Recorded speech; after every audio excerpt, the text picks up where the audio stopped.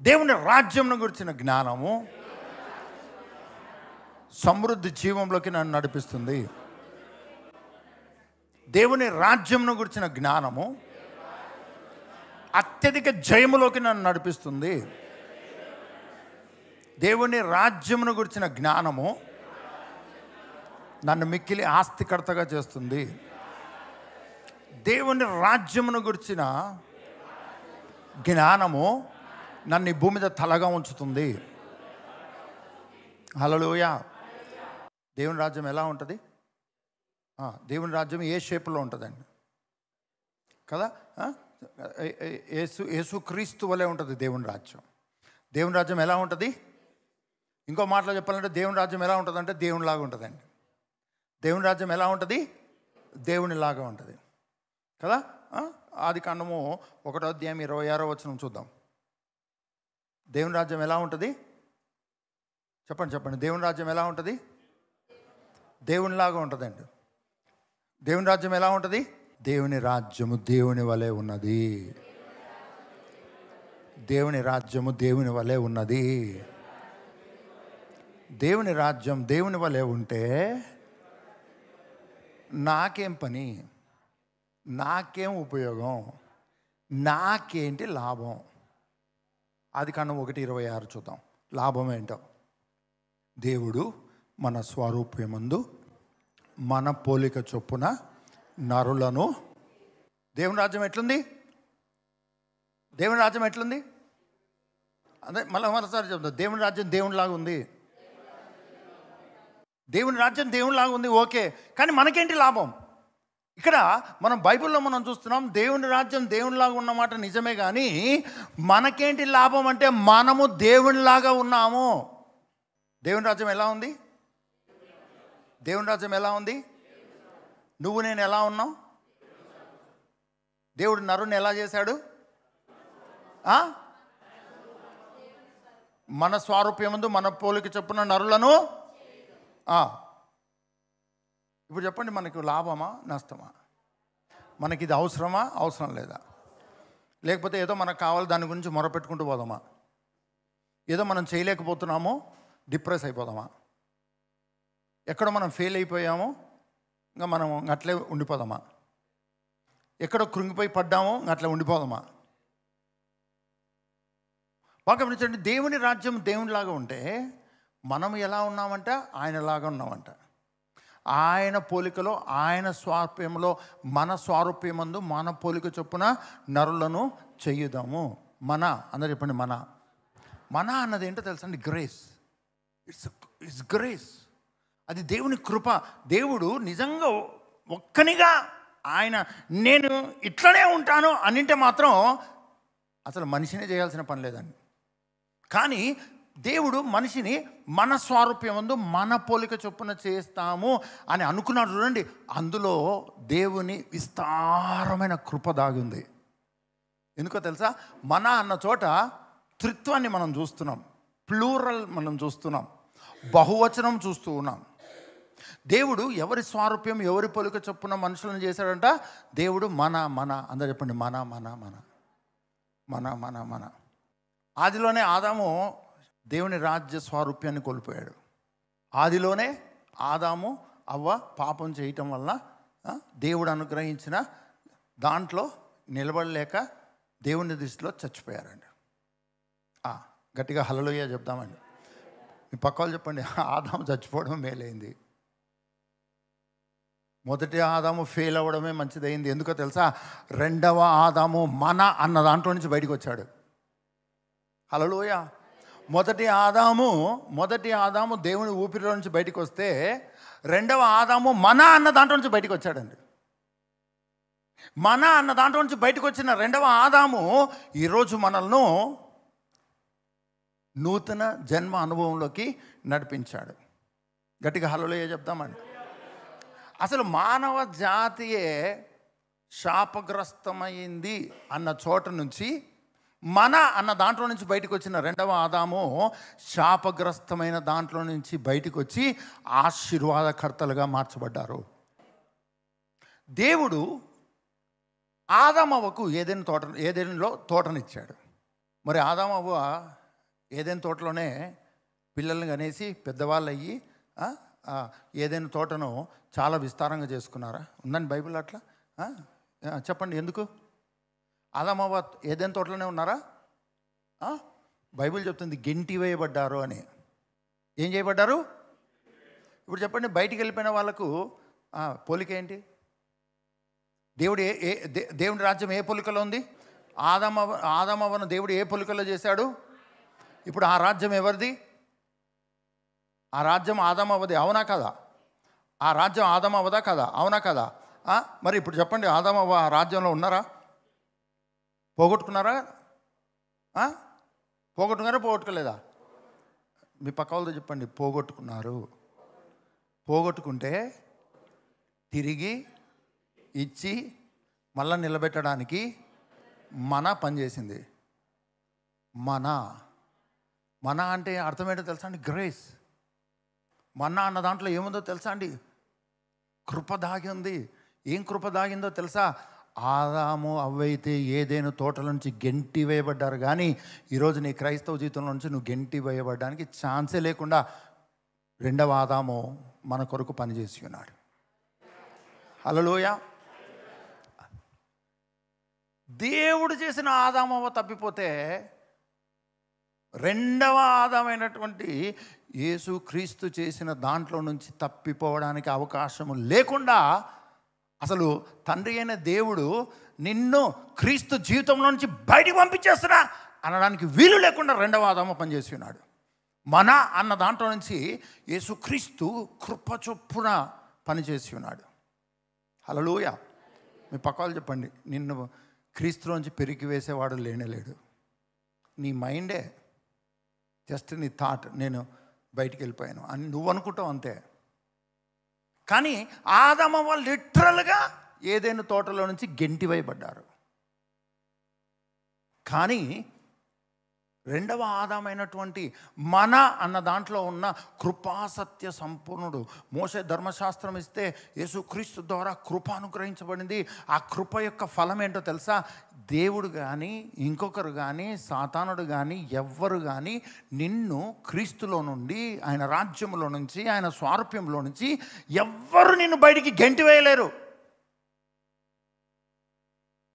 అలాంటి కృప నీకు అనుగ్రహించబడింది. అందరూ చెప్పండి, దేవుని రాజ్యం దేవునిలాగా ఉంది. నేను దేవునిలాగా ఉన్నాను. ఇప్పుడు దేవుని రాజ్యము నాలా ఉంది. ఇప్పుడు దేవుని రాజ్యం ఎలా ఉంది? కాబట్టి నువ్వు దేవుని రాజ్యమును గూర్చిన జ్ఞానము గనక నీకు లేకపోతే అసలు నువ్వు ఎలా ఉన్నావో, మనుషులకు ఎలా కనపడుతున్నావో పెద్ద ఘోరం అయిపోతుందండి. యేసయ్య ఈ భూమి మీద మొట్టమొదట ప్రకటించింది. అపోస్తలులు మొట్టమొదట ప్రకటించింది. అపోస్తలుల దగ్గర ఉన్న శిష్యులు మొట్టమొదట ప్రకటించింది. ఆయా సందర్భాల్లో మొట్టమొదట ప్రకటించబడిన మొట్టమొదటి సబ్జెక్ట్ ఏంటంటే దేవుని రాజ్యము.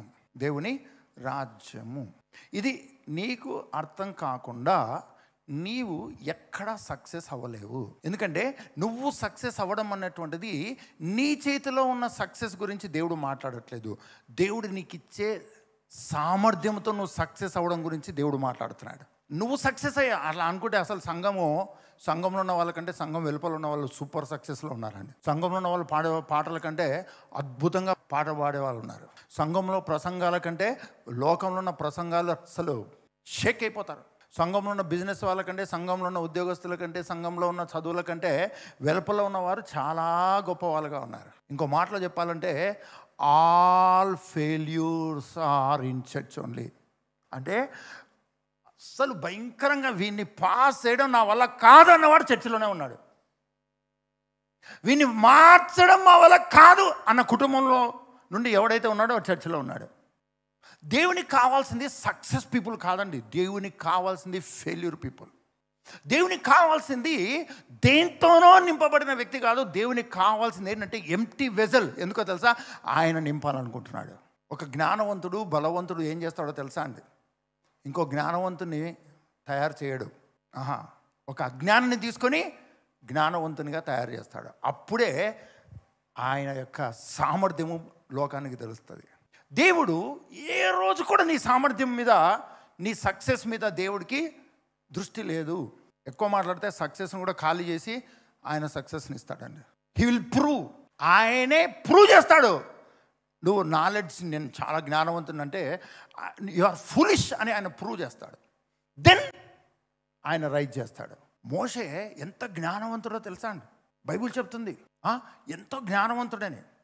కానీ మోషే 40 సంవత్సరాల వయసులో దేవుని కొరకు ఇంకా నేను దేవుని ప్రజలను విడిపించేస్తానన్న ఫుల్ జోష్లో ఉన్నాడండి.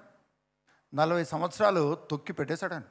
ఎగురుతున్నావు కదా, ఎగురు ఎగురు ఎగురు, మొత్తం కీళ్ళ నొప్పులు కాళ్ళ నొప్పులు వచ్చినప్పుడు నేను పట్టుకుంటా, కానీ 80 సంవత్సరంలో పట్టుకున్నాడండి దేవుడు.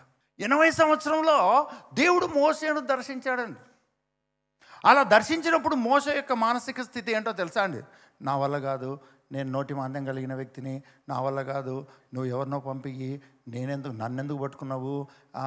ఉత్సాహంలో ఉన్నప్పుడు పట్టుకోలేదు, కానీ ఇప్పుడు మొత్తం జీరో అయిపోయింది. ఇప్పుడేంటి నువ్వు నాతో మాట్లాడేది? ఇప్పుడేంటి నేను వెళ్ళేది? ఇప్పుడు నా వల్ల కాదు, ఇప్పుడు నా వల్ల కాదంటే దేవుడు ఏం చేస్తాడో తెలుసా? నీ చేతిలో ఏముందంటే కర్ర ఉందంటే, కింద పడే అంటే పాము అయిందండి. మళ్ళీ తోక పట్టుకోగానే కర్ర అయిందండి. మోషేలో నూతన ఉత్సాహం కలుగజేస్తున్నాడు, నూతన ధైర్యం పుట్టిస్తూ ఉన్నాడు. మీ పక్కన చూడండి, మనవానికి ధైర్యం కూడా పోయింది. అసలు లైఫ్లో ఇల్లరికం అల్లుడైపోయాడండి. తన పేరు మీద ఒక్క గొర్రె కూడా లేదండి. మామ మందను మేపుకుంటున్నాడండి. దేవుడు 80వ సంవత్సరంలో మోషేను పిలిచి మోషేకు శక్తికి మించిన బలమైన కార్యాలు జరిగించి ఉన్నాడు. మీ పక్కన చెప్పండి, నువ్వు కృప ద్వారా రక్షింపబడ్డావు, నువ్వు కృప ద్వారా గొప్ప చేయబడతావు. దానికి కావలసిన సామర్థ్యం ఏంటో తెలుసా? ఆయన సామర్థ్యం అండి. ఆయన కావాల్సిన సామర్థ్యం ఏంటి? ఆయన సామర్థ్యం అండి. అందుకనే దేవుడు జ్ఞానుల జ్ఞానమును వ్యర్థపరచుటకు దేవుడు అజ్ఞానులను వెన్నుకున్నాడు. పౌలు భక్తుడు అన్నాడు, నాకు ఏవేవి లాభకరములో అవి క్రీస్తు నిమిత్తం నష్టంగా ఎంచుకొంచున్నాను అన్నాడు. మీ పక్క వాళ్ళు చెప్పండి, పౌలు భక్తుడే ఆ మాట అంటే మన పరిస్థితి ఏంది? మన వద్దులేదని నా పరిస్థితి ఏంది? నా జీవితంలో నేను గ్రేటెస్ట్గా ఫీల్ అయ్యేది ఏంటో తెలుసా? 100% ఫెయిల్యూర్. కమ్యూనికేషన్ స్కిల్స్ లేవు, ఎవరితో ఏం మాట్లాడాలో తెలియదు. ఏమన్నా మనం చెప్పుకోవాల్సి వస్తే మన బలహీనతల గురించే చెప్పుకోవాలి తప్ప బలమైన కార్యాలు జరిగించినటువంటి దాఖలాలు లేవు. ఇది నేను సాధించాను జిందాబాద్ అనడానికి లేనే లేదు.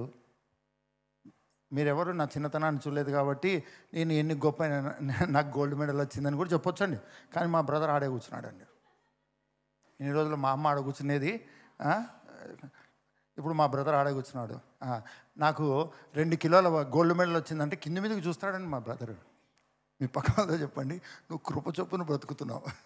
చెప్పండి నువ్వు కృప చొప్పున బ్రతుకుతున్నావు. హల్లెలూయా. యేసు ప్రభు కంటే గొప్ప వాళ్ళమా మనం? చెప్పండి. యేసయ్య కంటే గొప్ప వాళ్ళమా? కాదు కదా. యేసయ్యనే ఏం చేశాడో తెలుసా అండి? యోహాను సువార్త 5:19 చూద్దామండి. యోహాను సువార్త 5:19. మీ పక్కన వాళ్ళతో చెప్పండి, ఎందుకు నువ్వు దేవుని రాజ్యము నీకు అర్థం కావట్లేదు, నువ్వు ఇతరులకు అర్థం చేయించలేకపోతున్నావు అంటే?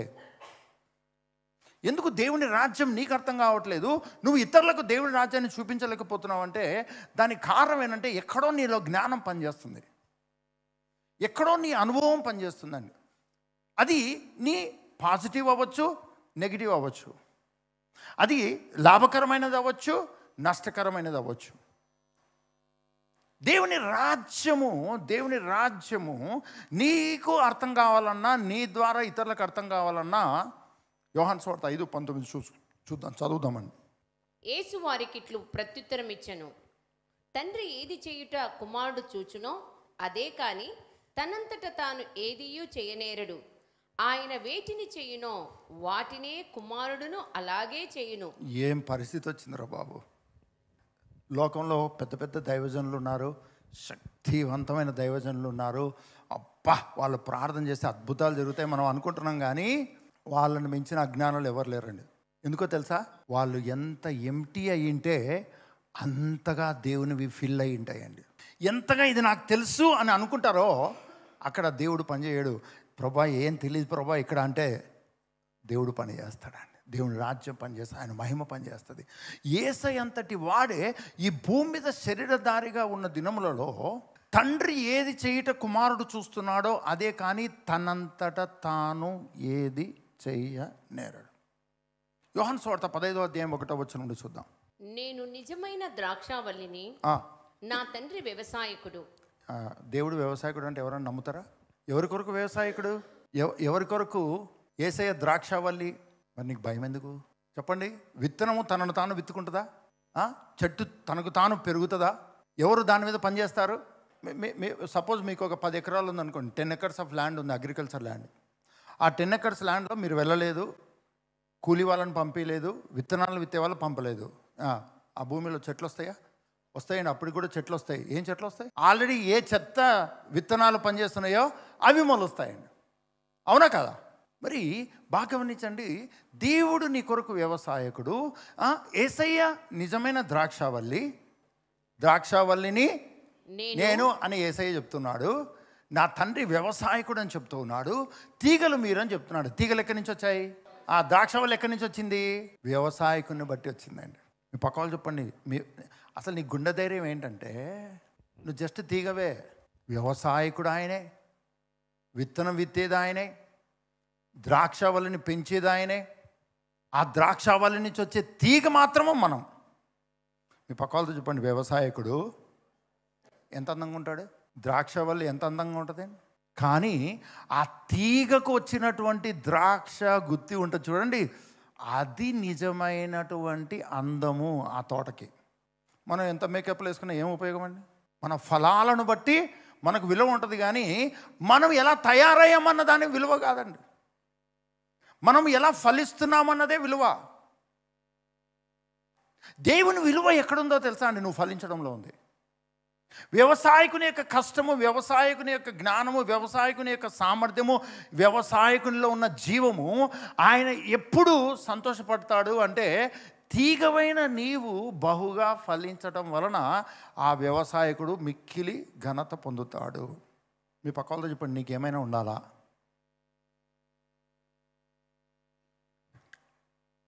దేవుడు శాశ్వతమైన వాడు, ఆయన కుమారుడు శాశ్వతమైన వాడు. ఈరోజు మనం కూడా శాశ్వతంగా ఫలించే వారముగా ఉండునట్లు ఆయనలో మనము తిరిగి జన్మించి ఉన్నాము. గట్టిగా హల్లెలూయా చెప్దామండి. మన క్రైస్తవ జీవితంలో ఉన్న గొప్పతనం ఏంటంటే ఆయన సమస్తమై ఉన్నాడు. ఆయన సమస్తమై ఉన్నాడు. చూద్దాం, ఒకటో వచనం నుండి చదువుతూ వద్దాం. యోహాను సువార్త 15వ అధ్యాయము 1వ వచనం నుండి. దేవుని రాజ్యం ఎలా ఉంది? దేవుని రాజ్యం ఎలా ఉంది? దేవుని రాజ్యం ఎలా ఉంది? చెప్పండి. దేవునిలాగా ఉంది. దేవుని రాజ్యం ఎలా ఉంది? నువ్వెలా ఉన్నావు? కానీ మనం చాలాసార్లు దేవునిలాగా ఉన్నాము అన్న మాటనే తప్ప మన జీవితంలో ఎక్కడ దాని ఫలము కనపడదు. దానికి రీజన్ నువ్వు ఏమనుకుంటావు అంటే, నీవు సరిగా లేవు, నువ్వు సరిగా చదువుకోలేదు, నీకు సరిగా జ్ఞానం లేదు, రైట్ టైంలో సరైన డెసిషన్స్ తీసుకోలేదు, లేకపోతే కొంతమంది పేరెంట్స్ని తిట్టుకుంటారు, కొంతమంది ఎగ్జామ్ రాసేటప్పుడు మార్కులు వేయని ఆ టీచర్ని తిట్టుకుంటారు, లేకపోతే నేనే కనుక 10th క్లాస్లో కరెక్ట్ టయానికి పాస్ అయ్యింటే, కరెక్ట్ టయానికి నేను కూడా మా ఫ్రెండ్స్ మాదిరి డిగ్రీ పూర్తి చేసింటే ఈరోజు పలాని పొజిషన్లో ఉండేవాడిని. ఏదో ఒక రీజన్ పెట్టుకొని మన ఫెయిల్యూర్ గురించి మాట్లాడుకుంటాం. మన ఫెయిల్యూర్ గురించి మాట్లాడుకొని మన గురించి మనం ఆలోచించుకొని నేను దీని కొరకు ఫలించలేదు అని జస్టిఫికేషన్ చేసుకుంటామండి. మనము తీర్పు తీర్చుకుంటాం, ఇందుకే అని మనల్ని మనం జడ్జి చేసుకుంటాం, కండెమ్ చేసుకుంటాం, అక్కడ ఫిక్స్ అయిపోతాం. కానీ నీవు దేవుని స్వారూప్యంలో, దేవుని పోలికలో చేయబడినటువంటి వ్యక్తివి. అది మొదటి ఆదాము కోల్పోతే రెండవ ఆదాము మన అన్న గ్రూపులో నుంచి వచ్చినటువంటి కుమారుడు నిన్ను రక్షించి ఉన్నాడు. నిన్ను రక్షించి ఉన్నాడు. నిన్ను తిరిగి జన్మింపచేసి ఉన్నాడు. మామూలు అపవాది రాజ్య ఏలుబడిలో ఉన్న నిన్ను దేవుని రాజ్యమిక ఏలుబడిలోకి నూతనంగా జన్మించేటట్టుగా చేసి ఉన్నాడు. దాని నుంచి నిన్నెవ్వరూ తొలగించలేరు. అలా తొలగించలేని విధంగా మనలో ఉన్న మన అన్న గ్రూపులో ఉన్న యేసు క్రీస్తు పనిచేసి ఉన్నాడు. హల్లెలూయా. ప్రభుకు స్తోత్రం, ప్రభుకు మహిమ కలుగును గాక. అందరం గట్టిగా హల్లెలూయా చెప్దామండి. ఆదాము పడిపోయాను హల్లెలూయా, అవ్వా పడిపోయాను హల్లెలూయా, ఏదేను తోట నుండి గెంటి వేయబడిరి హల్లెలూయా. ఈరోజు మనకు యేసుక్రీస్తు దొరికినాడు. హల్లెలూయా. ఇక్కడి నుంచి నిన్ను ఎవరు గెంటేయలేరండి. చివరికి నేను నిన్ను గెంటేస్తానంటే, ఏం ప్రభువా అంత మాట మాట్లాడుతుంటే, సరే సరే సరే అంటాడు. ఎందుకో తెలుసా అండి? ఎందుకో తెలుసా? క్రీస్తులోనికి బాప్తిసం పొంది క్రీస్తును ధరించుకోవడం అంటే అర్థం ఏంటో తెలుసా? దేవుని స్వారూప్యములోకి నువ్వు తిరిగి రావడం కొరకు. అక్కడి నుంచి ఇప్పుడు సాతానుడు వచ్చి నీ బుర్రను ఏమి తిన్నా సరే, నేను బయటికి పోతా, సాతాను మాట విని బయటికి పోతా అంటే, నువ్వు బయటికి పోవడానికి అది ఏదైనా తోట కాదు. నువ్వు బయటికి పోయినా నువ్వు అనుకుంటావు అంతే. క్రీస్తు జీవము, క్రీస్తు జీవితం అన్నది దేవుని జీవితం. ఫిక్స్డ్ అన్నమాట. ఎవ్వరు నిన్ను బయటికి పంపించలేరు, ఎవ్వరు వాళ్ళ శక్తితో లోపలికి రాలేరు. గట్టిగా హల్లెలూయా చెప్దామండి. గట్టిగా హల్లెలూయా చెప్దామండి. దేవుని రాజ్యం ఎవరి పోలికలో ఉంది? నువ్వెవరి పోలికలో ఉన్నావు? ఇప్పుడు ఆ రాజ్యము ఎవరి పోలికలో ఉంది? అది నీకు అర్థమైందా? దాన్ని నువ్వు అనుభవిస్తున్నావా నీ క్రైస్తవ జీవితంలో? అప్పుడే నువ్వు ఇతరులకు ఆ రాజ్యాన్ని చూపించగలుగుతావు. Then only you can demonstrate the kingdom of God. Unless you realise, unless you experience. నువ్వు అనుభవిస్తే తప్ప, ఎస్ దేవుని రాజ్యము నా పోలికలో ఉంది, ఆ పోలికలోకి నన్ను నా ప్రభువు రక్షించి ఉన్నాడు, తీసుకొని వచ్చి ఉన్నాడు, నూతనంగా జన్మింపచేసి ఉన్నాడు. ఇప్పుడు నేను ఎలా ఉన్నానో దేవుని రాజ్యం అలా ఉంది. ఇప్పుడు దేవుని రాజ్యం ఎలా ఉందో దానిని చూపించే వ్యక్తిని, దానిని నాలో నుంచి బయటికి తీసుకొచ్చే వ్యక్తిని, దానిని మనుషులు దాంట్లోకి వచ్చేటట్టుగా చేయగలిగినటువంటి క్రైస్తవ జీవితం నేను కలిగి ఉన్నాను. హల్లెలూయా. మీ పక్క వాళ్ళతో చెప్పండి, నువ్వు ఏదైనా నేర్చుకోవాలంటే చింతపండు 50 grams వేయాలి, చింతపండు 50 grams వేయాలి, పచ్చిమిర్చి 1 gram వేయాలి, పచ్చిమిర్చి 1 gram వేయాలి, ఇంకా రైస్ 1/2 kg వేయాలి, రైస్ 1/2 kg వేయాలి. నువ్వు ఏదైనా చేయాలనుకుంటే, ఎక్కడైనా సక్సెస్ అవ్వాలంటే దాని గురించి మాత్రమే నువ్వు పదే పదే ఆలోచించాలి, పదే పదే ప్లాన్ చేస్తూ ఉండాలి, పదే పదే మాట్లాడుతూ ఉండాలి. ఏం చేసినా సరే అదే నీకు గుర్తొస్తుండాలి. భర్త కాఫీ అడిగాడు అనుకోండి, 10 grams కావాలా 5 grams కావాలా అని అడగాలండి. అప్పుడైతేనే నువ్వు చేసే వంట కరెక్ట్ సక్సెస్ అవుతుంది. లేకపోతే ఏమండి కాఫీ తెస్తున్నానంటే అవుట్ అనమాట. నువ్వు ఏదైనా సాధించాలి అంటే అది నీ మనస్సులో, అది నీ ఆలోచనలో, అది నీ మాటల్లో, అది నీ హృదయంలో నిండుకొని ఉండాలి. దాని గురించే మాట్లాడుతూనే ఉండాలి, మాట్లాడుతూనే ఉండాలి, మాట్లాడుతూనే ఉండాలి, మాట్లాడుతూనే ఉండాలి, మాట్లాడుతూనే ఉండాలి, మాట్లాడుతూనే ఉండాలి, మాట్లాడుతూనే ఉండాలి. నువ్వు కృప చొప్పున దేవుని రాజ్యాన్ని డెమాన్స్ట్రేట్ చేశాడు. ఆయన కుమారుడైన యేసుక్రీస్తు వచ్చి దేవుని రాజ్యం గురించి మాట్లాడాడు. ఈరోజు క్రీస్తులోనికి బాప్తిసం పొంది క్రీస్తుని ధరించుకున్న నీవు ఆ రాజ్యాన్ని చూపించే వ్యక్తివి. నువ్వు దీని గురించి ఆలోచించకుండా, దీని గురించి తెలుసుకోకుండా, దీని గురించి మాట్లాడకుండా, దీని గురించి గణపరచకుండా, దీని గురించి ప్రకటించకుండా ఉంటే నీకు దేవుని రాజ్యం అర్థం కాక మామూలు మనిషిగా జీవిస్తావు.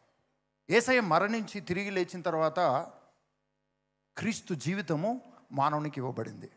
యేసయ్య మరణించి తిరిగి లేచిన తర్వాత క్రీస్తు జీవితము మానవునికి వాడుకలోకి వచ్చేసింది.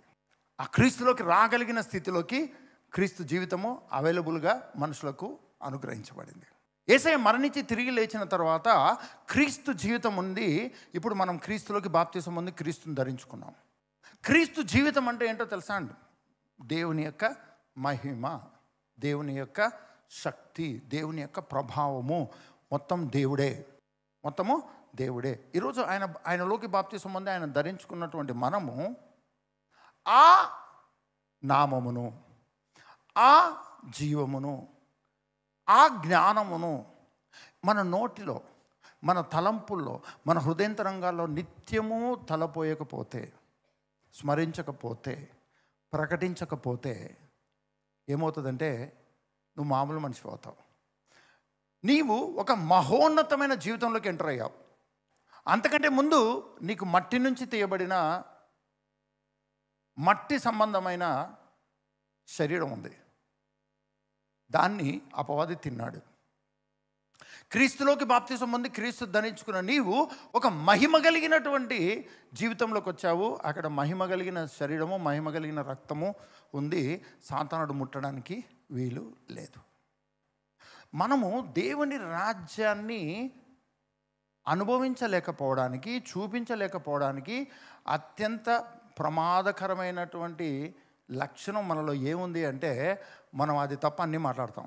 పరలోకమందున మాత్రం మీ నామ పరిశుద్ధపరచు, మీ రాజ్యం వచ్చును, చిత్తం పరలోకమందు నెరవేర్చును, భూలోకమందు నెరవేర్చబడును గాక. నెమ్మదవుతామండి. నెమ్మదయ్యి మా అనుదిన ఆహారం మాకు దయచేయి ప్రభా. ఇక్కడ మనకు కావాల్సిందనమాట. ఇప్పుడు ఏంటి? ఆహారం ఎక్కడికి వస్తుంది? మనం పరలోకానికి ఇస్తామా? పరలోకం మనకి ఇవ్వాలని ప్రార్థన చేస్తున్నామా? పరలోకమందున మా తండ్రి, మీ నామము, మీ రాజ్యము, మీ చిత్తము భూమి మీద అంతా ఆయన కథలే, మనకెందుకబ్బా? ఇందులో మనకు కావాల్సింది ఏంది? మా అనుదిన ఆహారం మాకు దయచేయి ప్రభా. చాలా ఖర్చు అవుతుంది ఆయన, నువ్వు ఇస్తే డబ్బులు మిగిలిపోతాయి ప్రభా.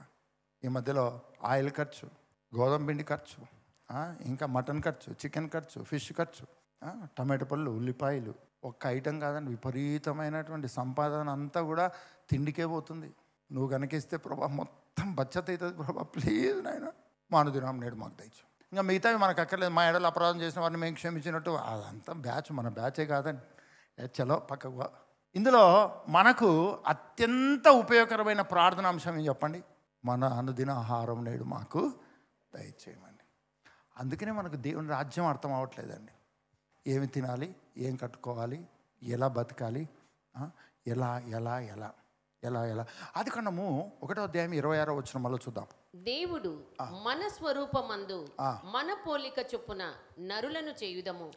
వారు సముద్రపు చేపలను, ఆకాశ పక్షులను, పశువులను, సమస్త భూమిని, భూమి మీద ప్రాకు ప్రతి జంతువును ఏలుదురుగాక అనియు పలికెను. The very purpose of human life. దేవుడు మానవునికి ఇచ్చిన జీవితము దేని కొరకు అని మనం ఆలోచిస్తే, దేవుడు మన స్వారూప్యముందు మన పోలిక చొప్పున నరులను చేయదము. వారు సముద్రపు చేపలను, ఆకాశ పక్షులను, పశువులను, సమస్త భూమిని, భూమి మీద ప్రాకు ప్రతి జంతువును ఏలుదురుగాక అనియు పలికెను. అప్పట్లో ఓడలు ఉన్నాయా అండి? షిప్స్ ఉన్నాయా? చేపలు ఉన్నాయా? కానీ నీళ్ళ మీద వెళ్ళే షిప్స్ ఉన్నాయా?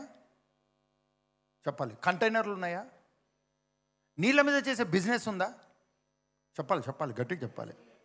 ఉందా? తర్వాత భూమి మీద సాఫ్ట్వేర్ కంపెనీస్ ఉన్నాయా? బిజినెస్లు ఏమన్నా ఉన్నాయా? లేకపోతే ఇన్స్టిట్యూషన్స్ ఉన్నాయా అండి? ఈరోజు ఉన్నట్టు ఆకాశ్, వికాస్, ఇంకా చైతన్య, నారాయణ ఇన్స్టిట్యూషన్స్ ఉన్నాయా? చదువులు ఉన్నాయా? భూమి మీద ఉన్నాయా? ఉన్నాయా? అంతేరా? ఉందా? అంతేరా? ఉందా? అంతేరా అంటే ఏంటో తెలుసా అండి? హోటల్ పేరండి. అంతేరా అన్నట్టుగా హోటళ్ళ పేర్లు. తింటే మా హోటల్లోనే తినాలి, ఇట్లా హోటళ్ళ పేర్లు ఉన్నాయా? హోటల్స్ ఉన్నాయండి? హోటల్ బిజినెస్ ఉందా? మెడికల్ బిజినెస్ ఉందా? కానీ భూమి ఉందా లేదా? చెప్పాలి. భూమి ఉందా లేదా? భూమి ఉందా లేదా? గాలి ఉందా లేదా? ఫ్లైట్లు ఉన్నాయా ఆ రోజుల్లో? చెప్పాలి. ఫ్లైట్లు ఉన్నాయా? గాలితో చేసేటువంటి ఏ బిజినెస్లు అయినా ఉన్నాయా? విండ్ ఎనర్జీ ఉందా? చెప్పాలండి. విండ్ ఎనర్జీ ఉందా? ఇప్పుడు గాలి నుంచి నీళ్లు తీస్తున్నారు. గాలిలో నుంచి వాటర్ని తీస్తున్నారు, ఉందా అది? కానీ దేవుడు ఆదిలో మానవునికి ఏం చెప్పాడో తెలుసా అండి? ఎప్పుడు చెప్పాడు? ఎవరు నామకరణ రోజు చెప్పిందండి? మొదటి సంవత్సరం బర్త్డే అప్పుడు చెప్పినాడా? దేవుడు ఆదాము అవ్వను తన స్వరూపంలో తన పోలిక చొప్పున చేసిన తర్వాత వాళ్ళు ఏం చేయాలని చెప్పాడు? ఏమేమి వెళ్ళాలి? మనం ఇంట్లో వాళ్ళని బాగా వెళ్తామండి. నీకు బుద్ధి లేదు, నీకు తెలివి లేదు, నేను మన ఇంట్లో వాళ్ళని తిట్టుకోవడం భలే సూపర్ అండి. బయటికి పోతే దమిడికి పనికిరాము అని మన ఇంట్లో వాళ్ళే తిట్టుకుంటారండి. నువ్వు నన్ను అనాల్సిందే, బయటికి వెళ్ళి ఒకసారి గట్టిగా మాట్లాడు, నీకు అప్పుడు అర్థమవుతుంది. మనమే తిట్టుకుంటుంటామండి. మనమే ఏలుబడి చేసుకోవడానికి చాలా కష్టం అండి. కానీ దేవుడు ఆదామును అవ్వను చేసిన వెంటనే వాళ్ళు ఏం చెయ్యాలి అని ఆయన కోరుకున్నాడు. చూద్దాం. దేవుడు మన స్వరూపమందు మన పోలిక చొప్పున నరులను చేయుదము, వారు సముద్రపు చేపలను. బాగా ఎంచండి. సముద్రము చేపలను. మనం ఏమనుకుంటామంటే ఊకే సముద్రపు చేపలనే అనుకుంటామండి. నో, మొత్తము సముద్రాన్ని. ఆ రోజుల్లో సముద్రంలో ఏమున్నాయి? చేపలు ఒక్కటే ఉన్నాయి. ఆ చేపలతో పాటు సముద్రం మీదకి ఏమొచ్చినా సరే నువ్వు ఏలుబడి చేసే వ్యక్తివి. తర్వాత సముద్ర పక్షులను. ఆ రోజుల్లో ఆకాశ పక్షులు మాత్రమే ఉన్నాయండి. కానీ ఈ రోజుల్లో ఫ్లైట్లు ఉన్నాయండి. అదొక పెద్ద బిజినెస్. ఒకసారి జాన్ ఎవరో చూపించి, ఒక లేడీ అనమాట, ఆమెకి ఎన్ని ఫ్లైట్లు 12-15 ఫ్లైట్లు ఉన్నాయంటే అండి ఆమెకి. మీరు ఒకసారి ప్రపంచ పటంలో ఫ్లైట్స్ ఎన్ని ఎగురుతున్నాయో చూడండి ఒకసారి. మతిపోతుందండి. మొత్తం ట్రాఫిక్ జామ్ అయిపోతుంది. మన అమీర్పేటలో కారు ఒకదాని వెనుక పోదునా వద్దా ఇప్పుడేవో నేను 3 రోజుల తర్వాత పోతాను, కార్లు ఒకటి కదులుతాయి ఇంకోటి కదులుతుంటారు చూడండి. ఆకాశంలో అలాగా ఫ్లైట్స్ ఒకదాని వెంట ఒకటి పోతూనే ఉంటాయండి. దాన్ని ఏలుబడి చేదురుగా కానీ ప్రభు చెప్పి ఉన్నాడండి. మీ పక్క వాళ్ళతో చెప్పండి, మనం ఎంతసేపు ఉన్నా పప్పు డబ్బాలో పప్పు అయిపోయింది ఆయన, చక్కెర డబ్బాలో చక్కెర అయిపోయింది ఆయన, ఉప్పు డబ్బాలు అసలు ఉప్పు అయిపోయింది. కానీ నువ్వు దేవుని రాజ్యమును రియలైజ్ అయితే నువ్వు అసలు ఒక అద్భుతమైన బిజినెస్ను స్టార్ట్ చేస్తావండి. నీకు కనుక బిజినెస్ చేసే ఐడియా ఉంటే దేవుని రాజ్యము నీకు 1,00,000 ఐడియాస్ ఇవ్వడానికి రెడీగా ఉందండి. నువ్వు కరెక్ట్గా గన్ షాట్ ఈ బిజినెస్ చేస్తే నువ్వు సక్సెస్ అవుతావు అని చెప్పడానికి దేవుని రాజ్యము చాలా సిద్ధంగా ఉంది. కానీ మనము భక్తి పారవశ్యంలో అన్నీ పారేసుకుంటూ పోతున్నామండి. మీ పక్క వాళ్ళని అడగండి, దేవునికి ఇవ్వడానికి మన మనసు ఎంత పోరాటానికి గురవుతుందో. ఎందుకు మనం దేవునికి ఇవ్వడంలో మనం ఎందుకు ఆలోచనలో పడిపోతామో తెలుసా అండి? దానికి కారణం ఏంటంటే, నీకు ఈ భూమి మీద ఉన్నటువంటి సమృద్ధి తెలుసు కానీ దేవుని రాజ్యం ఇచ్చే సమృద్ధి నీకు అర్థం కాలేదు. దేవుని రాజ్యంలో ఉన్న మెథడ్ నీకు అర్థం కాలేదు. కాబట్టి నువ్వు ది బెస్ట్ నువ్వు చేయలేవు. ఒక వ్యక్తి ఒక పొలంలో ఏం కనుగొన్నాడు? ఒక విలువైనది కనుగొని వెళ్ళి ఆ పొలమే కొనేసాడు అంటాడు. గట్టిగా హల్లెలూయా చెప్తామండి. మీకు తెలుసా, గవర్నమెంట్ కొన్ని జీవోలు ఇస్తుంది, కొన్ని ప్రాజెక్ట్స్ కొన్ని ఏరియాల్లో ఇస్తుంది. అయితే ఆ గవర్నమెంట్ జీవోస్ వస్తాయి అని ముందే లీక్ అవుతుందండి. ముందే బయటికి తెలియడంతో వెళ్ళి అప్పు చేసైనా అక్కడ కొనేస్తారండి. ఎందుకు? ఈరోజు అప్పు చేసి ₹1 అక్కడ ఇన్వెస్ట్ చేస్తే రాబోయే రోజుల్లో ₹100 వస్తుంది. అది దేవుని రాజ్యము నీకు 100-200 ఇవ్వడం కాదండి. దేవుని రాజ్యము విస్తారముగా నువ్వు ఫలించేటట్టుగా చేసేది, విస్తారముగా. ఇది నేను చెప్పినందుకు నువ్వు ఇవ్వడం కాదండి, లేకపోతే నువ్వు ఇచ్చేటట్లుగా నేను మెస్మరైజ్ చేయడం కాదు. అసలు ముందు దేవుని రాజ్యం అర్థం కావాలండి మనకు. దేవుని రాజ్యం మనకు అర్థం కావాలి. దేవుని రాజ్యం అర్థమవుతే, ఆ రాజ్యంలో ఉన్న సిస్టమ్ మనకు అర్థమవుతే మనం ఏం చేస్తామంటే ఆ రాజ్యమును వాడేసుకుంటాం. ఆ రాజ్యంలో ఉన్న ప్రతి లాభకరమైన దాన్ని మనం వాడేసుకుంటాం. ఇప్పుడు ఆ రాజ్యంలో ఏముందని బైబిల్ చెప్తుంది, చూద్దాం 1:26. దేవుడు ఆదికాండము 1:20. మీ పక్కన వాళ్ళు చెప్పండి, మొట్టమొదటిలోనే ఎంట్రన్స్లోనే చెప్పండి గృహ ప్రవేశము దగ్గరే ఆ గేట్లోకి ఎంటర్ అవుతుండగానే రైట్ సైడ్ ట్రెజర్ ఉంటే ఇంట్లోకి పోయి ప్రభా ఆయన దీవించిన ఆయన అని ప్రార్థన చేస్తున్నాం. అసలు బైబిల్ తెరవంగానే నీకు ఒక ట్రెజర్ ఉందండి. బైబిల్ ఓపెన్ చేయంగానే ఒక ట్రెజర్ నీకు కనపడుతుంది. ఆ ట్రెజర్ కొరకు నువ్వేం హంటింగ్ చేయాల్సిన పని లేదు. వ్యవసాయకుడు ఎవరు? చెప్పండి వ్యవసాయకుడు ఎవరు? ఫస్ట్ బిజినెస్ ఏంటో తెలుసా అండి? ఫస్ట్ ఒక ఇండస్ట్రీని దేవుడు స్టార్ట్ చేయించాడు. ఏ ఇండస్ట్రీ అండి అది? Agriculture industry. అవునా కాదా అండి? ఇప్పుడు చెప్పండి, ఆ అగ్రికల్చర్ ఇండస్ట్రీకే యజమానుడు ఎవరు? వ్యవసాయకుడు. నేను యోహాను సువార్తలో వెళ్ళొద్దు, యోహాను సువార్తలోకి వెళ్ళొద్దు, మనం చదివాం కదా. నేను నిజమైన ద్రాక్షావళిని, నా తండ్రి అంటే దాని అర్థం ఏంటో తెలుసా? అక్కడ వ్యవసాయము అన్నది మాత్రమే అని కాదండి. అక్కడ ద్రాక్ష తోట అని మాత్రమే కాదు, ప్రతి దానికి దేవుడు బాస్ అయి ఉన్నాడని అర్థం. ప్రతి దానిని ఆయనే ప్రారంభించేవాడని అర్థం. నీ జీవితంలో ఏది కావాలన్నా, ఏ డిపార్ట్మెంట్ అయినా, ఏ బిజినెస్ అయినా, ఏ చదువైనా, ఏదైనా సరే, he's the boss, he's the source. ఆయన నీకు సోర్స్ అయి ఉన్నాడు. ఆయన నీకు సోర్స్ అయి ఉన్నాడు అన్న విషయం కనుక నీకు అర్థం కాకపోతే నీ సొంత సామర్థ్యంతో సక్సెస్ అవుతావు. దేవుడు దాన్ని కేర్ కూడా చేయడండి. God never care your success. నువ్వు అనుకుంటున్న ప్రాస్పరిటీనికి దేవుడు కేర్ కూడా చేయడు. ఎందుకో తెలుసా? అది గొర్రెలు కాసుకోవడంతో సమానం అండి దేవుని దృష్టికి. కానీ దావీదుకు రాజరికంనిచ్చాడు. ఈ రోజుల్లో గొర్రెలు కాయడం అంటే ఏంటో తెలుసా అండి? అర్థం కావట్లేదు, కానీ ఒక పెద్ద సాఫ్ట్వేర్ కంపెనీతో సమానం అండి. మీకు తెలుసా ఒక గొర్రె కాస్ట్ ఎంత అయితే తెలుసా అండి? మన కిలో మటన్ కాస్టే తెలుసా అండి?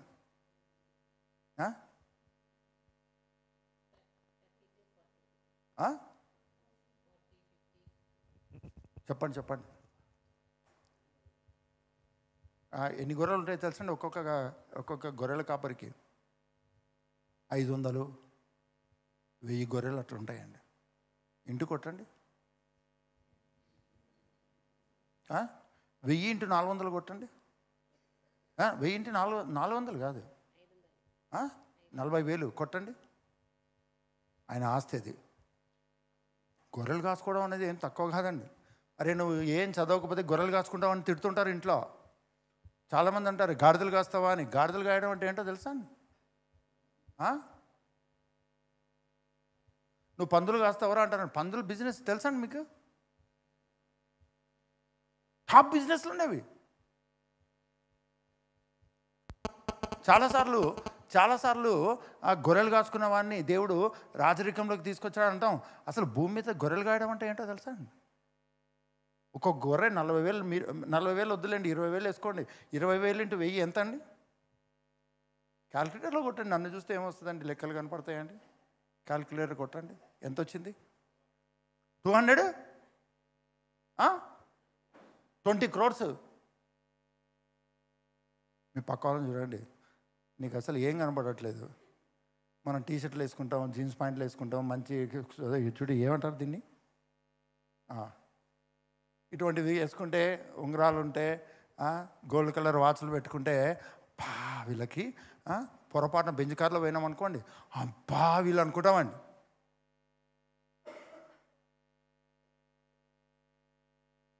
మొన్న నేను టీవీలో చూస్తూ ఉన్నాను, మటన్ ఎక్కడ చీపుగా దొరుకుతుందని.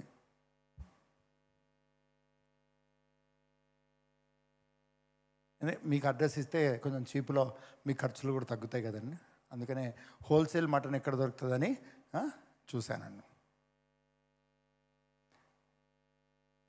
అసలు మీకు లెక్కనే లేకపోతే గొర్రెల గురించి నేను ఎందుకు చెప్తానండి మీకు?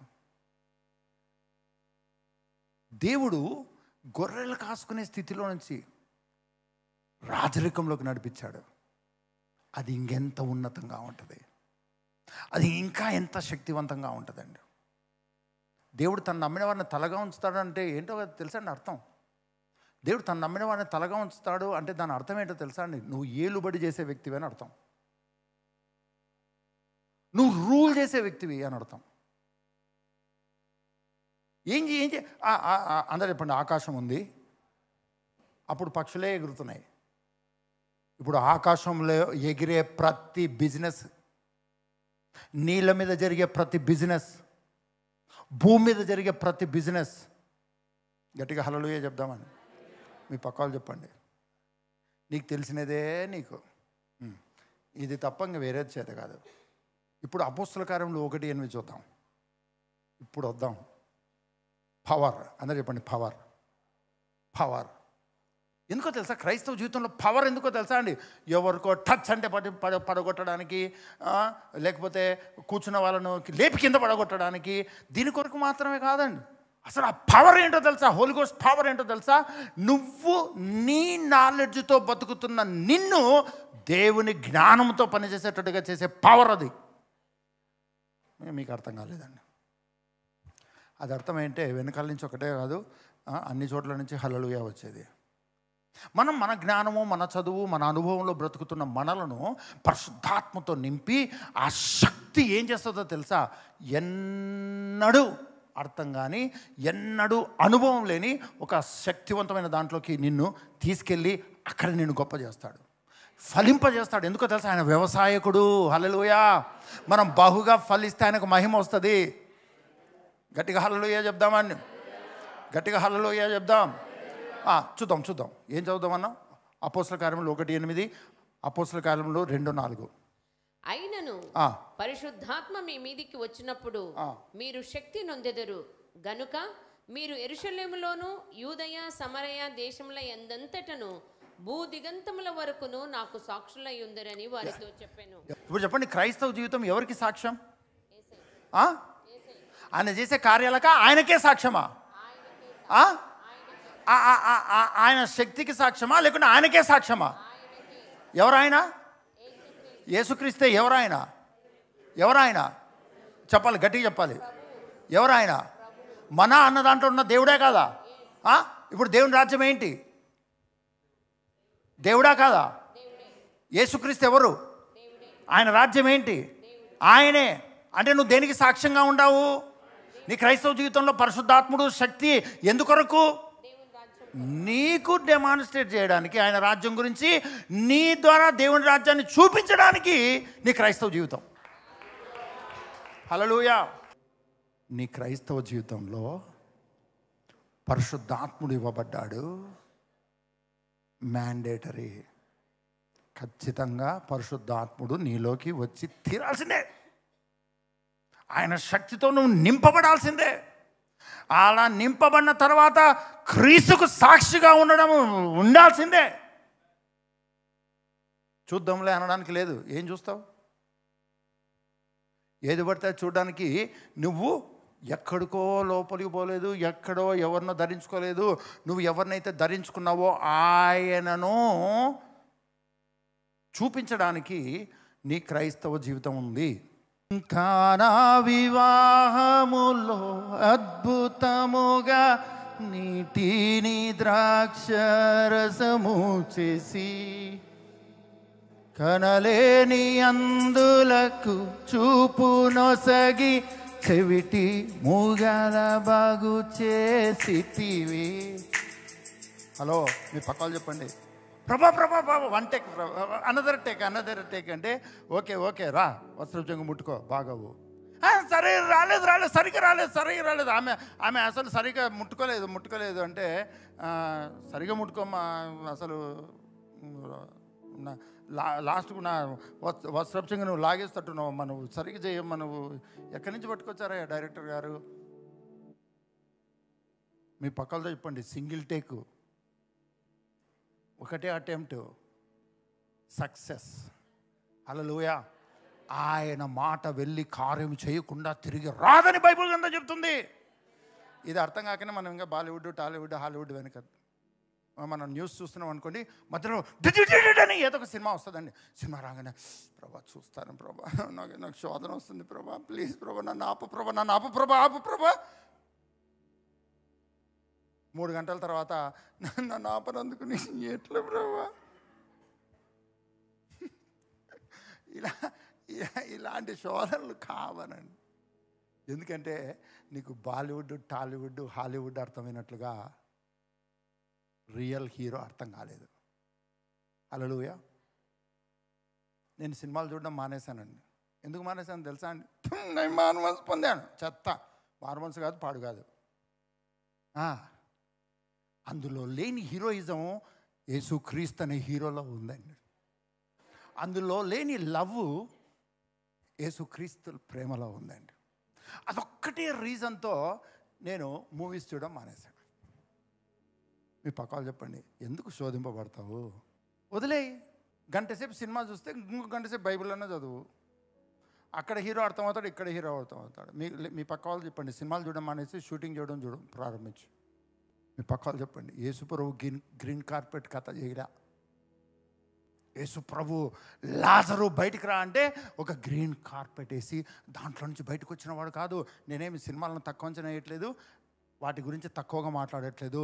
కానీ నీ రియల్ హీరో ఆయన మాట సెలవీయగా ఆ మాట తన కార్యమును చేయకుండా తిరిగి రాలేదు అన్న హీరోయిజము మన హీరో. హల్లెలూయా.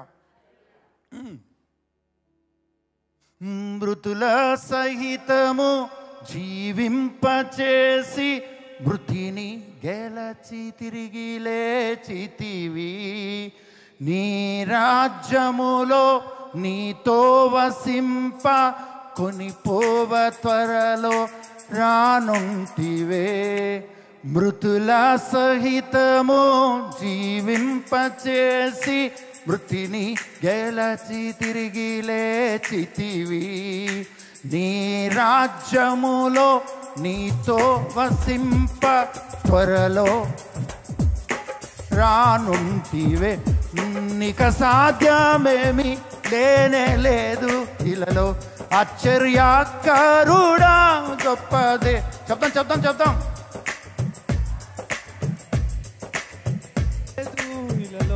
ఆశ్చర్యకరుడా గొప్పదే దేవుడవు. నీక సాధ్యమేమి లేనే లేదు ఇలలో. ఆశ్చర్యకరుడా గొప్ప దేవుడవు. సర్వలోక రాజా సకలం నీవేగా. సర్వలోక రాజా సకలం నీవేగా. సన్నుతింతును అనునిత్యము. సృష్టికర్త ఓ యేసుదేవా, సర్వలోకం నీ మాట వినును. హల్లెలూయా. ఆయన దోణ మీద కొడుతున్నటువంటి ఆ గాలిని, నీటి పొంగును ఏం చేశాడో తెలుసా అండి? నిద్ర లేచాడండి. లేచిన తర్వాత ఏయ్ అన్నాడండి. అంతే. మిక్కిలి నిమ్మలం అయిపోయిందండి. గాలి నిమ్మలం అయిపోయింది. అలలు అల్లాలేస్తుంటే అవి కూడా సైలెంట్ అయిపోయాయండి. అప్పుడు శిష్యుల వైపు తిరిగి వేర్ ఈస్ యువర్ ఫెయిత్ అన్నాడండి. మీ విశ్వాసం ఎక్కడా అన్నాడు. ఆయనకున్న కాన్ఫిడెన్స్ ఏంటో తెలుసా అండి? నువ్వు నీ పరిస్థితుల కంటే ఆయనను అధికంగా తెలుసుకొని అధికంగా ఆయనకున్న శక్తి యొక్క అపరిమితమైన ఆయన శక్తిని నువ్వు గ్రహించాలన్నది ఆయన తప్పనండి. ఆయనకున్న పాసిబిలిటీస్, ఆయన ఏదైనా చేయగలుగుతాడు అంటే అది ఎక్కడ ఏ పరిస్థితి ఆయన చేయగలుగుతాడు, ఎప్పుడు చేయగలుగుతాడు, ఎక్కడ ఆగిపోతే దాన్ని చేయగలుగుతాడు అన్నది నువ్వు గ్రహించాలి. లేకపోతే మన ప్రార్థన భయముతో ప్రార్థన, మన ప్రార్థన నిరుత్సాహ ప్రార్థన, మన ప్రార్థన నేను చచ్చిపోతాము, నేను నశించిపోతున్నాను అన్న ప్రార్థన వస్తుందండి. యేసుప్రభు ఆ ప్రార్థన సూపర్ అన్నాడండి. మీ పక్కలు చెప్పండి, నువ్వే కనుక అక్కడ ఉంటే పిస్టల్ తీసుకొని కాల్చిపడేసే వ్యక్తివి. ఆయన కృపాసత్య సంపూర్ణుడు కాబట్టి ఆయన ఏం చేశాడంటే, ఎక్కడ విశ్వాసం అన్నాడండి.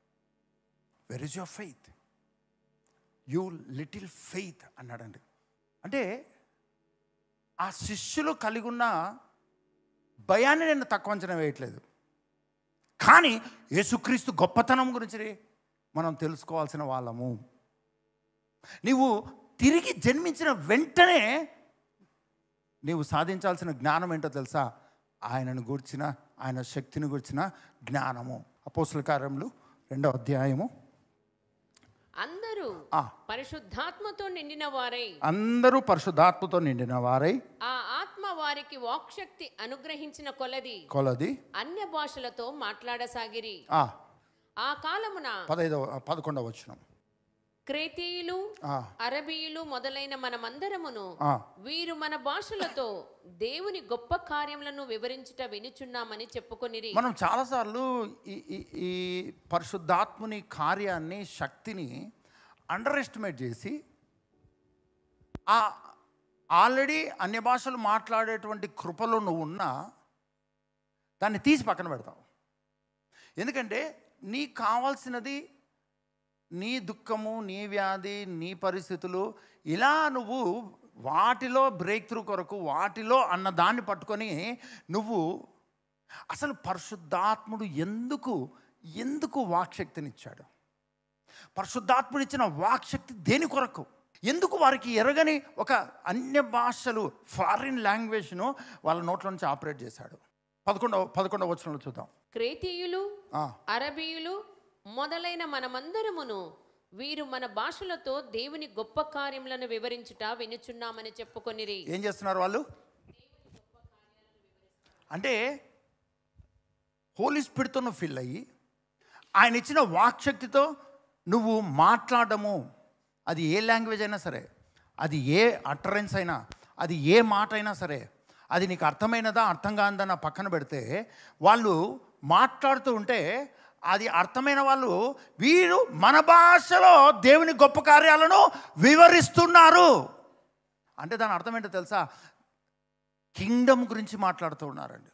దేవుని గొప్ప కార్యాలు అందరూ చెప్పండి. దేవుని కార్యాలు. దేవుని రాజ్యం ఎలా ఉంది? దేవుని కార్యాలు ఇప్పుడు ఏ కార్యాలు? దేవుని కార్యాలు, దేవుని రాజ్య కార్యాలు, అవునా కదా? ఇప్పుడు వీళ్ళు ఏమి వివరిస్తున్నారు అంటే, ఇప్పుడు ఏ రాజ్యం యొక్క కార్యాలు వివరిస్తున్నారు? First power, first authority, first మొట్టమొదట కలిగిన ఒక ప్రత్యక్షత ఏంటో తెలుసా? దేవుని గొప్ప కార్యాలు. హల్లెలూయా. దేవుని శక్తి, దేవుని ప్రభావం, దేవుని మంచితనం, దేవుడు. పరిశుద్ధాత్మతో నీ క్రైస్తవ జీవితంలో పరిశుద్ధాత్మతో నింపబడినప్పుడు, ఆ నింపబడిన అనుభవంలో పరిశుద్ధాత్ముడిస్తూ ఉన్నాడు. నువ్వు మాట్లాడడం కాదు, నేను మాట్లాడడం కాదు, పరిశుద్ధాత్ముడిస్తున్నాడు. ఎలా అంటే ఆయన వ్యవసాయకుడు. Hallelujah. He is the author of all faith. ఆయన సమస్తమైన విశ్వాసమునకు ఆయనే మూలకర్త. పరిశుద్ధాత్ముడే వీటన్నిటినీ తన ఇష్టం చొప్పున జరిగించుతున్నాడని బైబిల్ గ్రంథం చెప్తుంది. చదవాల్సిన అవసరం లేదు. కొరింథీయులకు రాసిన 1వ పత్రిక 12వ అధ్యాయంలో బైబిల్ చెప్తుంది, పరిశుద్ధాత్ముడే, ఆత్మే తన చిత్తం చొప్పున వీటన్నిటిని జరిగించుతున్నాడు. తన చిత్తం ఏంటి అంటే నువ్వు వాక్శక్తితో నింపబడ్డావు. తన చిత్తం ఏంటంటే నువ్వు ఎరగని భాషలో దేవుని గొప్ప కార్యాలు వివరించడం. వివరించేవి తెలిసి వివరిస్తారా, తెలియక వివరిస్తారా? చెప్పాలండి. తెలిసి వివరిస్తావా, తెలియక వివరిస్తావా? భాషలతో మాట్లాడేవాడు మర్మములు పలుకుతున్నాడు. హల్లెలూయా. దేవునిలో నీకు ఏం అర్థం కాని స్థితి ఉందో నీకు తెలియకుండానే వాటిని పలకడం ప్రారంభిస్తావు. అది నీ హృదయానికి, నీ మనస్సుకు, నీ తలంపులకు, నీ ఆలోచనలకు అది తెలిసిపోతుంది. అందుకనే ఆత్మకార్యాలు సంఘములో ఉన్న రక్షింపబడిన విశ్వాసికి చాలా ప్రాముఖ్యము. లేదంటే నీ స్టామినా మీద నువ్వు ఆధారపడతావు, నీ జ్ఞానం మీద నువ్వు ఆధారపడతావు. నీ అనుభవాల మీద నువ్వు ఆధారపడతావు, లేకపోతే ఇతరుల అనుభవాల మీద నువ్వు ఆధారపడతావు. తప్పంటావా? దేవుని మీద ఆధారపడడానికి నీ అవకాశం ఉంటే నీ మీద నువ్వు ఆధారపడడం ఎందుకు? ఆల్రెడీ ఉన్న జ్ఞానవంతుల మీద ఆధారపడడం ఎందుకు? ఒకసారి ఆయన మీద ఆధారపడి చూడొచ్చు కదా. ఆయన శక్తి సామర్థ్యం మీద ఆధారపడే హక్కు కలిగిన జీవితం నీకు ఇవ్వబడింది. నీకున్న దానికి నువ్వు హక్కుదారునివి కాదు, ఇతరులకు ఉన్న దానికి నువ్వు హక్కుదారునివి కాదు. స్వయాన సృష్టికర్తైన దేవునికి నువ్వు హక్కుదారునివి అయ్యావు. ఏది గొప్పదండి? ఏది తీసుకోవడానికి నీకు హక్కు ఉంది? హక్కుతో అడిగి తీసుకుంటారా, అడగకుండా తీసుకుంటారా? చెప్పండి. మీ కారు మారుతి కారు కొన్నారనుకోండి సపోజ్. ప్రతిరోజు మారుతి కంపెనీ వాళ్ళకి ఫోన్ చేసి, సార్ ఉదయం తీయమంటారా సార్ కారు, ఆఫీస్కి వెళ్ళాలి అడుగుతారండి? అడగచ్చు కదా. కంపెనీ ఎవరిదండి? మీ దగ్గర ఉన్న కారో, టూ వీలరో, మొత్తానికి మిక్సీ గ్రైండర్ ఉంటుంది కదా, సుమిత్ మిక్సీ అనుకుందామండి. రోజు కంపెనీకి ఫోన్ చేసి కస్టమర్ కేర్కి, చాలాసేపటి నుంచి ట్రై చేస్తున్నానండి, మా ఇంట్లో వాళ్ళందరూ కూడా ఇడ్లీ తినాలని ఎదురు చూస్తున్నారు, పిండి రుబ్బాలి, స్టార్ట్ చేయమంటారా? ఏదైనా ప్రాబ్లం ఉంటే కంపెనీకి ఫోన్ చేస్తారు, కానీ రోజు ఇడ్లీ పిండి ఎట్లా పట్టాలి, ఇడ్లీ పిండి వేసుకుందామా వద్దా, మా వాళ్ళు తింటారండి, చాలా ఇష్టం అండి అడగాలి. మీ పక్కలు చెప్పండి. ఓనర్షిప్ వచ్చిన తర్వాత ఇంకా డీలర్షిప్ గురించి ఎందుకు ఆలోచన? నువ్వు ఓనర్ అండి, నువ్వే ఓనరు. దేవుడు ఏమైతే కలిగి ఉన్నాడో వాటన్నిటికీ నువ్వు ఓనర్ అయిపోయావు. అందుకనే పరిశుద్ధాత్ముని కార్యాలు నీకు అనుగ్రహించబడ్డాయి. వాటిని నువ్వు హక్కుతో వాడుకుంటూ ముందుకెళ్ళాలి. నువ్వు ఎక్కడైనా ఫెయిల్ అయితే, పడిపోతే, ఆయన కృప నీలో పనిచేస్తుంది. ఆయన కృప నీ మీద పనిచేస్తుంది. నువ్వు పడిన చోట నుంచి తిరిగి నిన్ను లేపే కృప అన్న దాంట్లో ఆల్రెడీ పనిచేస్తుంది. హల్లెలూయా. ఆల్రెడీ నిన్ను నిలబెట్టిన కృపది. మళ్ళీ పడిపోతే మళ్ళీ నిలబెట్టే కృపది. నువ్వు పడిపోయిన దాని గురించి భయపడొద్దు, బాధపడొద్దు. నువ్వు నిలబడే దాని గురించి ఆలోచించు. హక్కుతో తీసుకునే దాని గురించి ఆలోచించు. Hallelujah. Thank you Jesus. Hallelujah. ఈ మధ్యాహ్నకాల సమయంలో పరిశుద్ధాత్ముడు సంఘంతో మాట్లాడి ఉన్నాడు. బోధకుడైన వాడు, ఆదరణకర్త అయిన వాడు మనతో మాట్లాడి ఉన్నాడు. Thank you Jesus. విలువేలేని నా జీవితం నీ చేతిలో పడగానే అది ఎంతో విలువని నాకు చూపితివే. జీవమే లేని నాలోని జీవమును నింపుటకు నీ జీవితాన్ని ధారపోసితివే. ఈ సమయంలో ప్రభు నీతో మాట్లాడినట్టుగా నీకు అర్థమవుతాయి. నీకున్నటువంటి బ్యాడ్ ఎక్స్పీరియన్సెస్, నీకున్న గుడ్ ఎక్స్పీరియన్సెస్, నీకున్న చేదు అనుభవాలు, నీ స్వీట్ మెమరీస్, నీకున్న బలహీనతలు, నీకున్న బలము, వీటికి మించి దైవికమైనవి నీకు అనుగ్రహించబడ్డాయి. జీవించుతున్నది నువ్వు కాదు. నీ మంచితనం పక్కన పెట్టు, నీ చెడుతనం పక్కన పెట్టు. క్రీస్తే, అభిషక్తుడే, దేవుని రాజ్యమే. ఆ రాజ్యము అనుదినము నిన్ను బలపరచడానికి, నడిపించడానికి, ఆలోచన చెప్పడానికి, గొప్ప చేయడానికి, సముద్రం మీద, గాలిలో, భూమి మీద నిన్ను తలగా ఉంచడానికి ఆయన అభిషేకము నీకు అనుగ్రహించబడింది.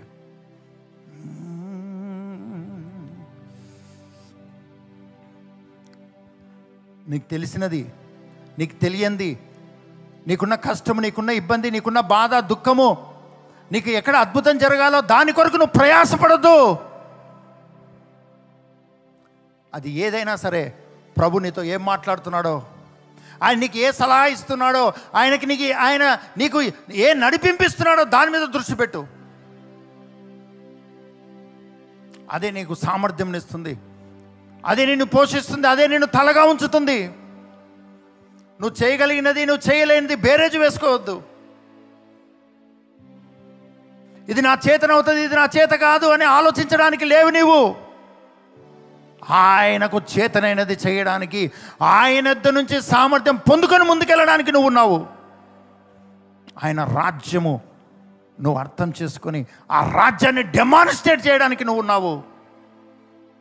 అప్పుడే యేసుక్రీస్తు అంటే తెలియని వారు ఆయన ప్రేమకు పాత్రలు అవుతారు. ఆయన ఏం చేశాడో తెలుసుకుంటారు. ఈ మధ్యాహ్నకాల సమయంలో ప్రభు నీతో మాట్లాడినట్టు నీకు అర్థమవుతే దయచేసి నిలబడు. ఆయన రాజ్యం ఈరోజు నీకు అర్థమయ్యి నీలో నుంచి ఆ రాజ్యము ప్రకటింపబడాలని, డెమాన్స్ట్రేట్ చేయబడాలని ఆయన కోరుకుంటున్నాడు. ఆయన వ్యవసాయకుడు, ఆయన నిజమైన ద్రాక్షావల్లి.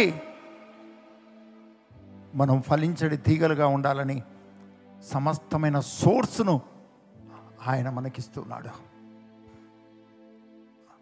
ఇది అర్థమైన పౌలు భక్తుడు నన్ను బలపరచు అనేందు నేను సమస్తం చేయగలను అంటున్నాడు.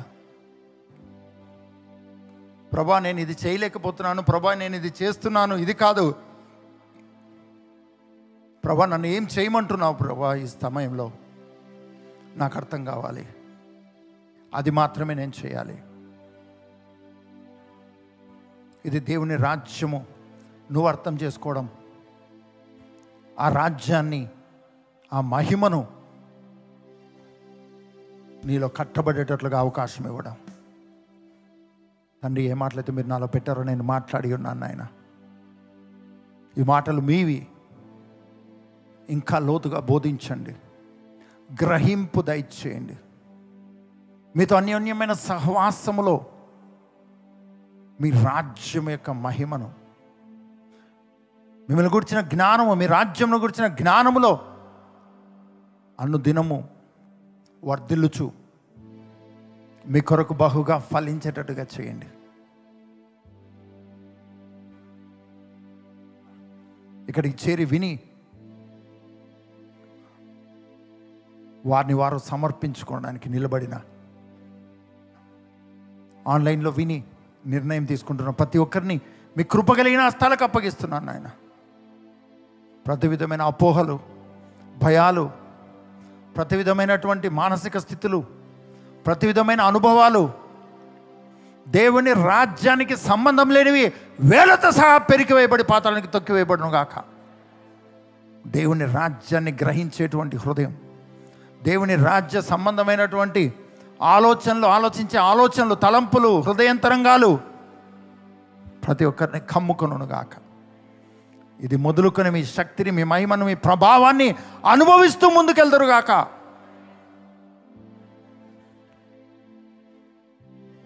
మీ సన్నిధికి, మీ ప్రభావ, మహిమ, శక్తికి ప్రతి ఒక్కరిని అప్పగిస్తున్నాను ఆయన.